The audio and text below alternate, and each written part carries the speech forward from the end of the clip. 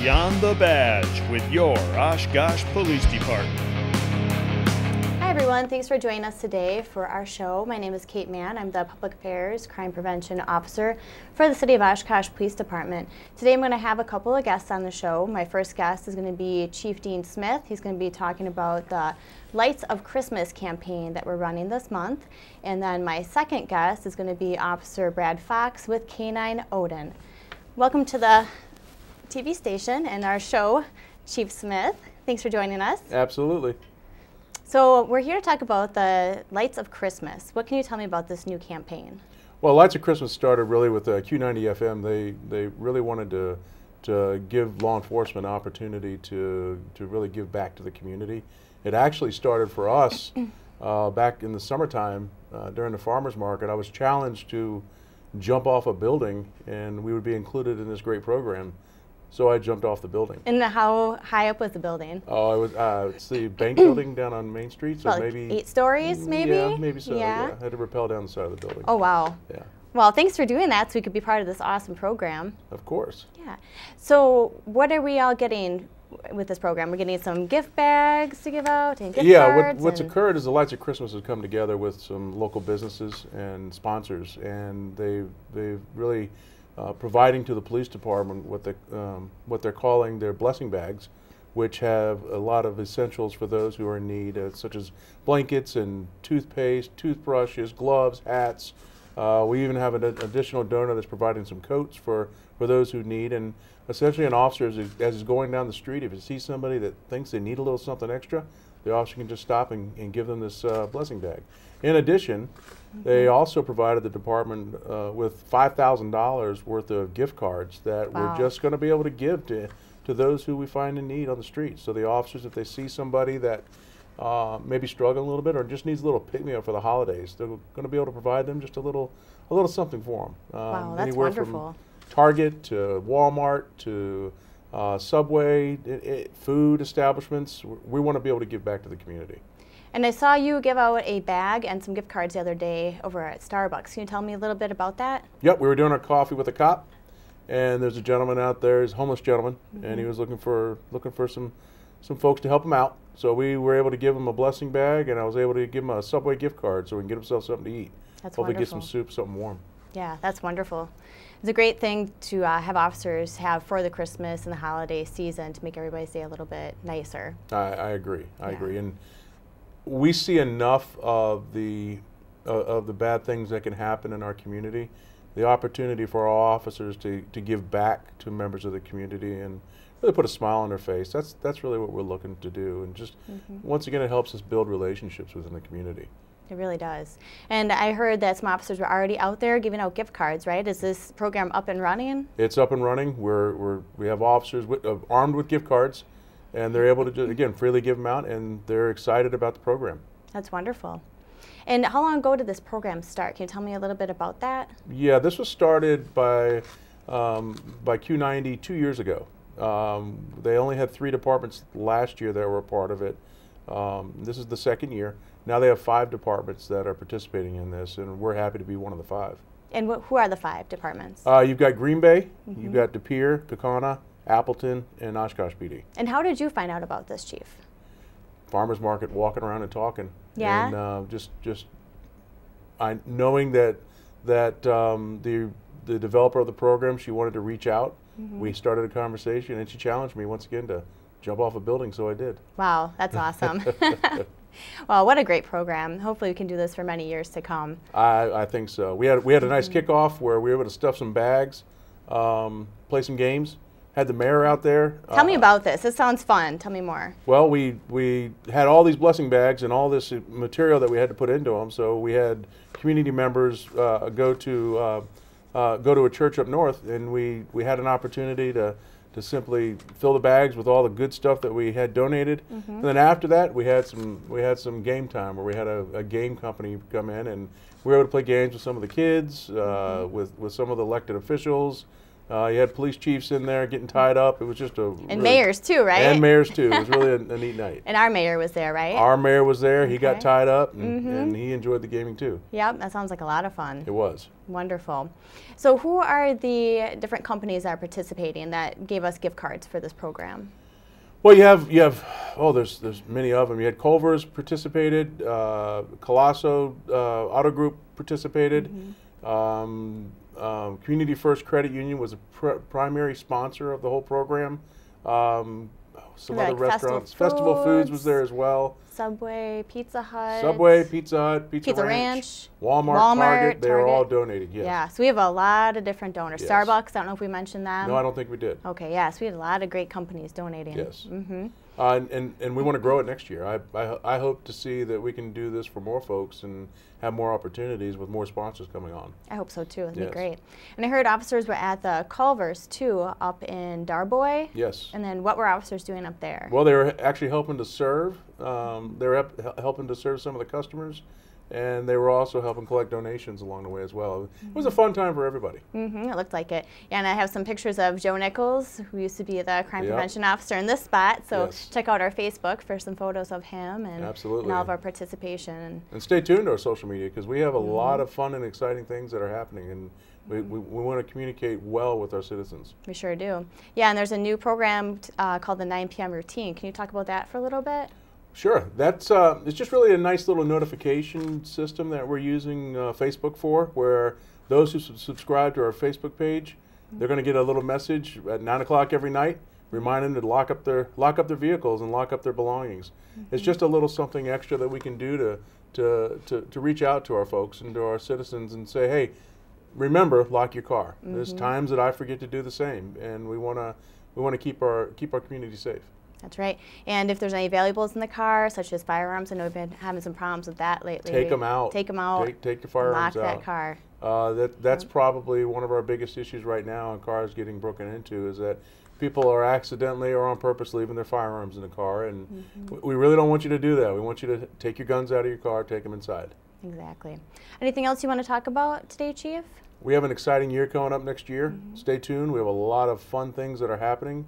We want to make sure that we stay connected with our citizens, and we look forward to an exciting new year. Speaking of new year, are you going to have to jump off the building again next year? I or hope not. Maybe come up with something else for you to do, right? I'm sure she will. I bet she will. Well, thanks for coming on the show today, Chief. I really appreciate it. Thanks for having me. Thank you. So we're going to go to a break now, and when we come back, we're going to talk with Officer Brad Fox and his canine Odin. All right, officers, I've got a new assignment for you. We have gift cards that we can use to see a need and fill a need. We are the lights of Christmas this year, and we're going to let our lights shine bright. What if we hand him a gift card and say, "Hi, I'm Santa Cop"? Or how about Merry Christmas? Officers, don't overthink this. If we're going to say anything, we're going to say Feliz Navidad.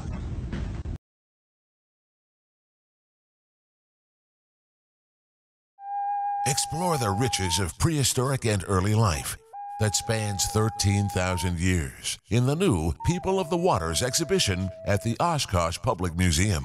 Discover how the Ice Age transformed the landscape. Experience living in a full-size recreated longhouse. Uncover the past and learn the secrets of the fur trade. People of the Waters, a new interactive exhibition at the Oshkosh Public Museum. Discover more at oshkoshmuseum.org.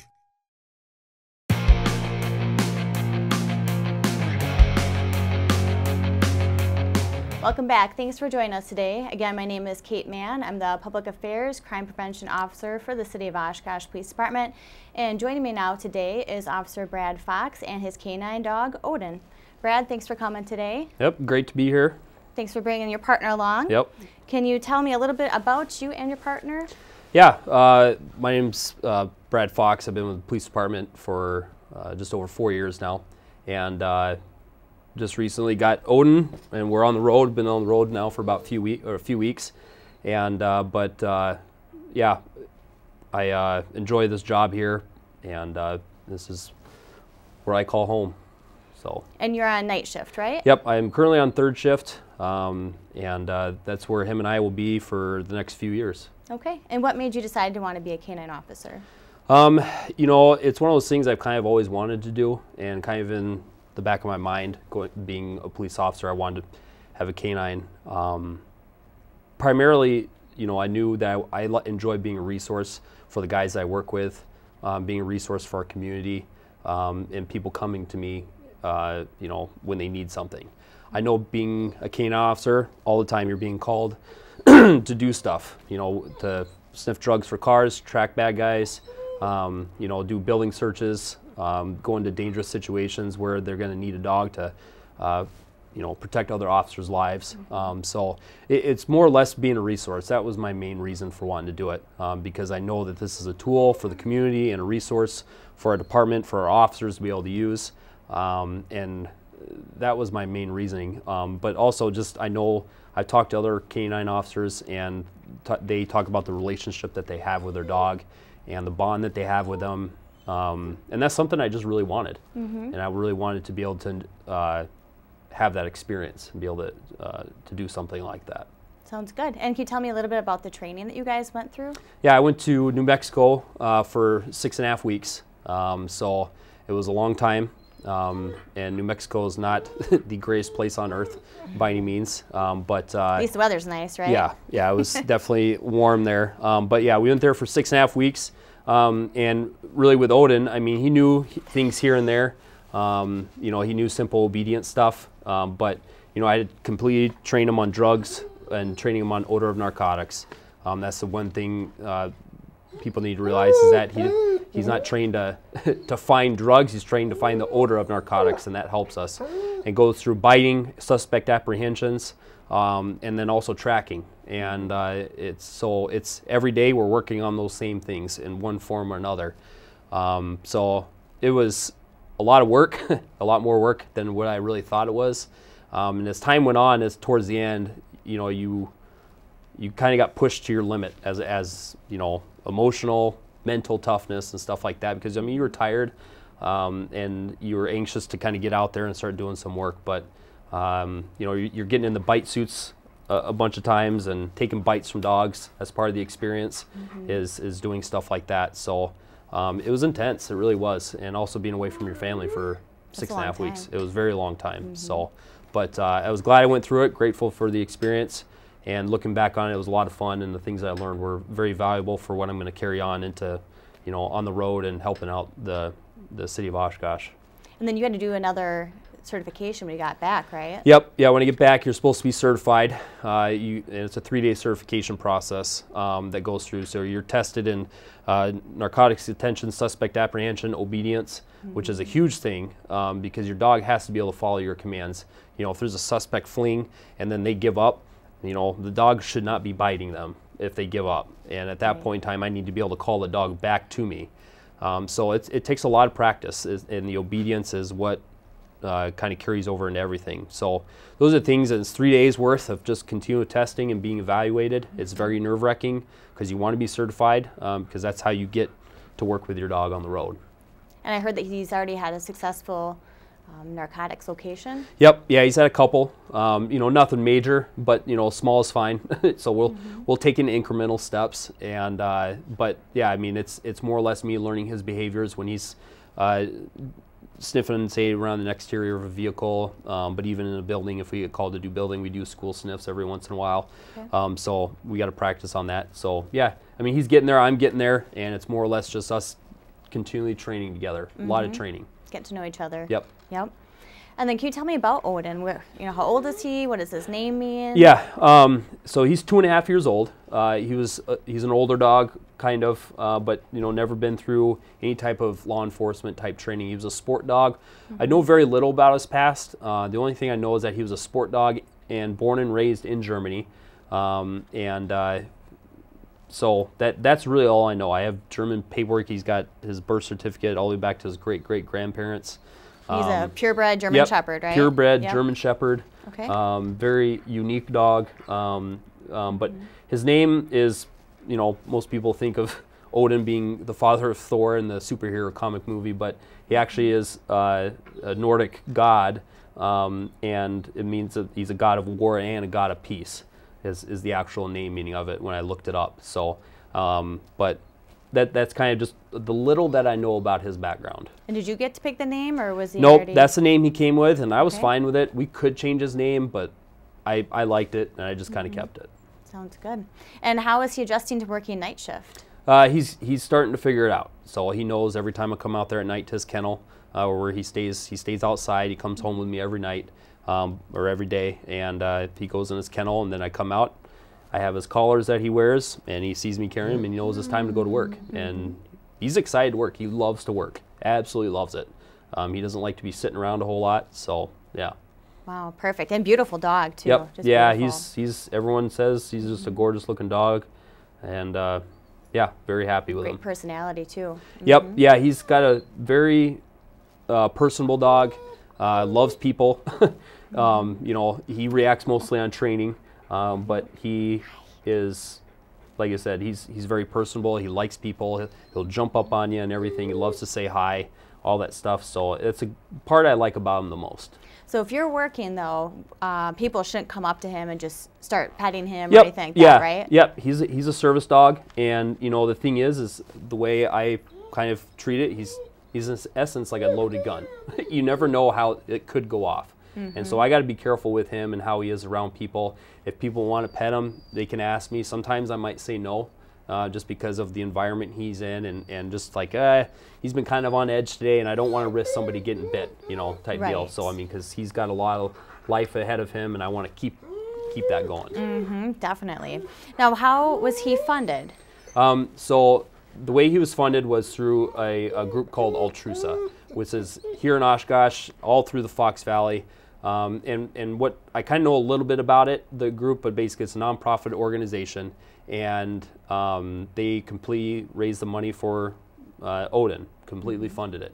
And this nonprofit organization does things within the community to help the community, raise funds for things. So they're very involved in the community, and I appreciate what they did. I mean, be able to get the money together. They wanted to have a dog, a service dog within this community to be able to make an impact, and that's what they believe, and that's what he's here for. He's here to make an impact in the community, and that's what I have to do. And so that's why I train with him hard, because I want people to know who he is. Even though we're on night shift and you may not see him around a lot, I want people to know his name and know that he's working at night, and this is what he does.